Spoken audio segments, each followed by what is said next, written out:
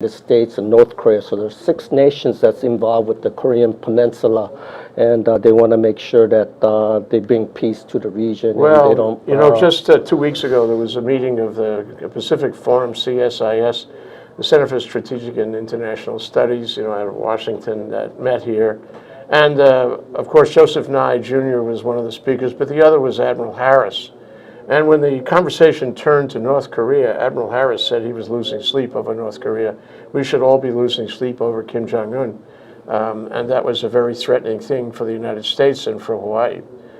So, you know, I wonder exactly what the American position is on North Korea right now, because to Hawaii it's pretty threatening. We're within the ambit of their intercontinental missiles, and presumably they do have a bomb. So we should be concerned. In any event, he's concerned. Should we be concerned? Oh, yeah, definitely. I think when we had our Secretary of Defense, Mattis, he went over there and he discussed those terms with South Korea and Japan and with our allies there, since we have our military bases and we have a security agreement as well. So I know that Admiral Harris, prior to his predecessor, Samuel Locksmere, when he was pushing for the peace treaty, talked with the North Korea, you know, that kind of broke in the six nation security talks. So I know that Admiral Harris understands what the ramification of the Asia Pacific region is all about. So but that is our number one eyesore. Number one issue, issue in the Asia Pacific region, how to work with North Korea and see if they can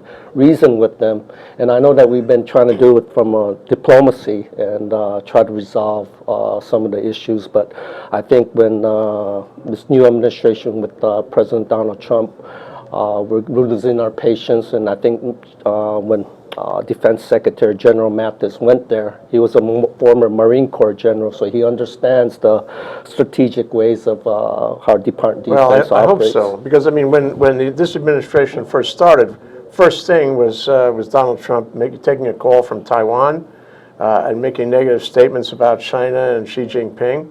That did not get us off on a good start. And then, of course, he made some really negative statements about North Korea, which probably doesn't help much. And so here we are, and it seems to me from what you've said that this meeting in Florida is really all about North Korea. It's about security. But at the same time, we have ruffled the feathers of China, and we have to sort of pick up sticks and resume a better relationship with them. And that's part of the challenge of this meeting, isn't it? Yeah, exactly. It's not only for North Korea issue, but I think what they're trying to do is come up with like putting all the eggs in one basket kind of approach and come up with other issues and make this U.S.-China summit more meaningful, and see if we can come up with a better relationship, and not only for commerce and trade, but I think in terms of security, cyberspacing, intellectual property rights, some of these concerns that we have, and maybe hopefully we can create some manufacturing jobs to come to Hawaii, not Hawaii, but to the United States, and maybe they might have come up with a good economic package when they come in with. Well, you always want that, exactly. But sometimes it gets realized and sometimes it doesn't. You know, we don't have a lot of control over it. But you know, the one thing I'm thinking is that you know, this is a hard row to hoe right now between the U.S. and China. And, you know, do we have a stated policy? Does Rex Tillerson have a stated policy on how we're going to get back to, you know, a decent relationship? And, you know, what about the TPP? What about, you know, trade agreements? The Chinese are trying to get ahead of us. They're trying to take advantage of the vacuum that was created when Trump said he was going to back out of the TPP. So how can we return to this kind of trade mentality that we had before? Well, I think I mentioned that in the last talk host here about the TPP, when we withdraw from when there was an executive order with the new administration coming in.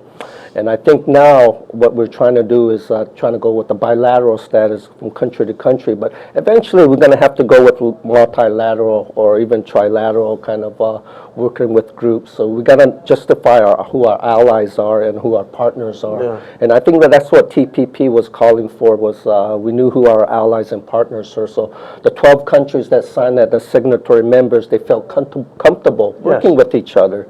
So now, recently there was a meeting in TPP in Chile about 2 weeks ago, and China and South Korea and Colombia showed interest in joining in.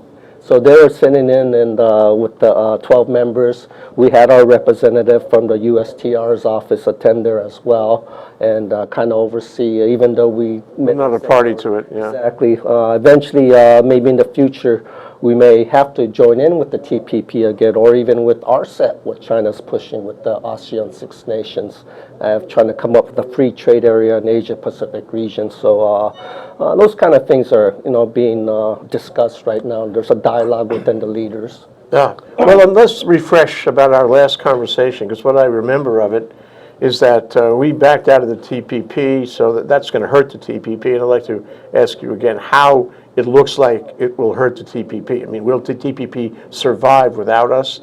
Second thing is, what will China do now that we've done that? What is their move?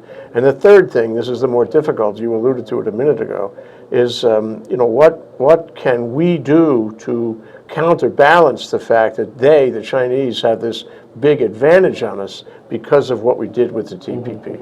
Well, I don't think they have a tremendous amount of advantage, because if you look at our bilateral trade agreement, still there's going to have to be a tariffs on non-tariffs and tariff items. So it's obviously either you're going to pay import tax on certain items, and vice versa. When we go into their country, we'll be paying for their tariffs as well. So you just all of this is the free trade agreements makes the no tariff, free trade with the no trade barriers whatsoever in terms of protectionist kind of movements. But I think in the United States' point of view, well, our economy is so huge that even in trade, we can still enforce, some of the tariffs that we've been paying, and we still think that we're making a bit of deal with what the consumers are paying at the retail prices. So if you were there representing the United States in Florida at the meeting with Xi Jinping, what position would you take for the best result?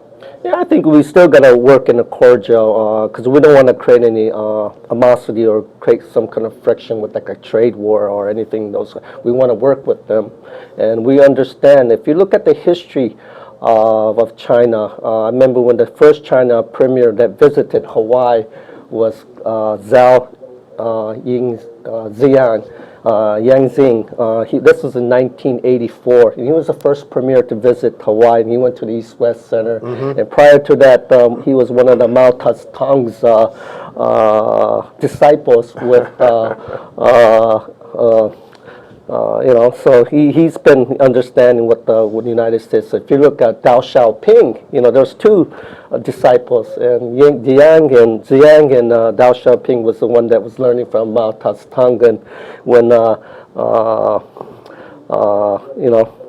they were kind of when they were getting exposures to the West from the Communist Party, Deng Xiaoping came up and said, "Well, it doesn't matter what the color of the cat is, long as it catches mice." So it's like a slogan that we kind of say that. So in other words, they're more open when it comes to business, and they want to be work together without being prejudiced. There was a piece in the New York Times this morning about all of the criticisms. I shouldn't say criticism, insults is a better word, that Donald Trump has made to people in the press in this country, to politicians in this country, and to politicians and officials in Europe, and I suppose in Asia. And there were hundreds and hundreds of people who were on this list in the New York Times this morning. So the question is, winning by intimidation seems to be his brand. And, he does this freely. He continues to do it, even after it's obvious that on an international analysis that doesn't get you ahead, it may get you behind. Do you think that he has learned? Do you think that he will again insult people? Do you think he will again try to win by intimidating people? What would you advise him, Russell? What would you advise him to do now? I would advise him to listen to his cabinet members. He's got a good cabinet members. Even the Secretary of State, Rex Tillerson, and his staff members are well trained, and they know about the diplomacy and what channels to go through, instead of, like his approach was in the beginning was fear motivates you. You're motivated by fear. Yeah. So, but I think people catch on after a while, and they want to work in a cordial way. And but that's the way, President Donald Trump, because he's been a businessman, and I understand that, being a developer and working in the construction industry, you got to fill him out in order to cut costs, and then you try to come up with a better deal. So I think the art of the deal. Exactly, but it works for him, and it's working right now. So you can't. We're going to have the art of the break. This is the art of the break. We can take a 1-minute break. We'll be right back, and we're going to talk about how this affects APEC and how it affects Hawaii. Oh, this meeting is important. We'll be right. I'm Ethan Allen, host of Likeable Science here on Think Tech Hawaii. Every Friday afternoon at 2 p.m., you'll have a chance to come and listen and learn from scientists around the world. Scientists who talk about their work in meaningful, easy to understand ways. And you'll come to appreciate science as a wonderful way of thinking, way of knowing about the world. You'll learn interesting facts, interesting ideas. You'll be stimulated to think more.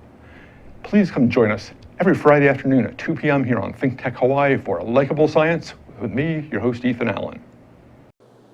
Hi, I'm Nicole Alexandra Enos, and I was born 3 weeks ago. Congratulations on being there for me for some of the few weeks of my life. I'm starting a new show, The Millennial Mind, every Wednesday at 2 p.m. for the month of April, where we'll go over some of the reasons why millennials are some of the most anxious and frustrated people at the moment. Ah!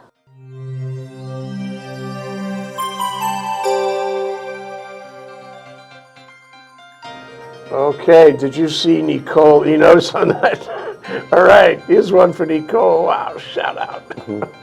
Okay, so you said there were 5 points to talk about, and part of our program. So what are they that was discussed? Well, I think back in early March, China National People's Congress had conducted a gathering. They meet once a year, and there's like 3,000 delegates from all over China, from different Congress, and they're officials, delegates, just like we have a U.S. Congress. Yeah, this is the big deal. This is where they develop policy for the country. And they came up with 5 points that within which they brought it to their officials, business leaders as well, with government officials. One of them was they wanted to increase their military spending up to 7.6% of China's GNP, which I guess they want to strengthen their position as well and go from that approach. Number 2 was the Why U.S. does that trouble me? Never mind. Yeah, and then number 2 was the U.S.-China summit that they're planning with Xi Jinping and Donald Trump. So when is that? hopefully it's going to be scheduled for April 6th and 7th. Oh, this is the one you're talking about. Yeah, this is the one that we're talking about right now. All right. And the third approach at the China economy, because they want to be more open, they want to avoid the protectionist movement, and they see that they have roughly about 6.7 percentage of economic growth per year. So they want to project that growth up to year 2020. Hopefully they get it close to 6.7 or maybe 7% on economic growth every year. Some people question whether those numbers are accurate. Do you think they're accurate? But I guess they have their economists making their projection and their financial making within their fiscally and monetary policy, make sure they balance their state budget as well. So, and number 4 item is the issue on Hong Kong and Taiwan as one China policy. As they have their one belt policy. So I know that Taiwan just had their election, and Carly Lam has won, and she's a local girl over there that was born and raised there, and she's speaking from what the Taiwanese want. They want to become independent ever since Kamchatka days, and how Taiwan was being, so they want to be a sovereign nation. So, but I know the mainland central government people of China are kind of holding back, saying, no, they're runaway progress. No, you got to be under one China policy. So when Miss Carly Lam called Donald Trump after the presidential election, they were so concerned that she was trying to come to the U.S. for help for being independent. So I think Xi Jinping had to give a call to Donald saying that, hey, wait a minute, we've got this one China policy, so make sure they obey that. And so right now we have a policy to work with China as a one China policy. So jurisdiction between Taiwan, even Hong Kong is under Sure. China. So- Hong Kong, Taiwan, it's all so in the basket protocol, there, yeah. you know, we have to go through that. And like in Hawaii, we have an economic council from Taiwan here, but so they're not allowed to have an embassy yet. So we're using it as a consul for economic council office there. So these are the 5 points that came up at the People's Congress, yeah? Yeah, another one was that they have to groom the young politicians. As you know, Xi Jinping, You know, so do we. the premier, they have to